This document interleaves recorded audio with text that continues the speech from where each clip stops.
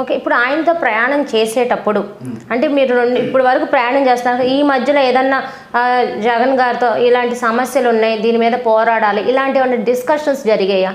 అంటే జనరల్గా మేము వెళ్ళి కలుస్తుండేవాళ్ళం. ఎవరైనా మనకి ఏదైనా ఇక్కడ ఈ సమస్యలు ఉన్నాయంటే లోకల్గా చెప్తే మేము తీసుకెళ్ళి రిప్రజెంటేషన్ ఇచ్చేవాళ్ళం. అప్పట్లో అధికార పార్టీ తెలుగుదేశం పార్టీ కాబట్టి దానికి సంబంధించి ఏ సమస్యలు మీరు జగన్మోహన్ రెడ్డి గారి దృష్టికి తీసుకెళ్లారు? అంటే వీళ్ళు చేసిన అరాచకాలు కానివ్వండి ఏమున్నాయి అంటే ఇప్పుడు తెలుగుదేశం ప్రభుత్వంలో మనం అందరం చూసాం. వీళ్ళు ఒక గూండాయిజంగా ఈ రకంగా పరిపాలన చేశారు. ఒక ఆత్మీయంగా సబ్జెక్ట్ లేదు.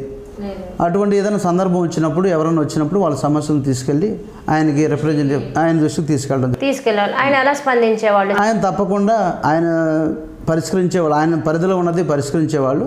తప్పకుండా మనం తీసుకెళ్ళిన దానికి క్లియరెన్స్ చేశాం.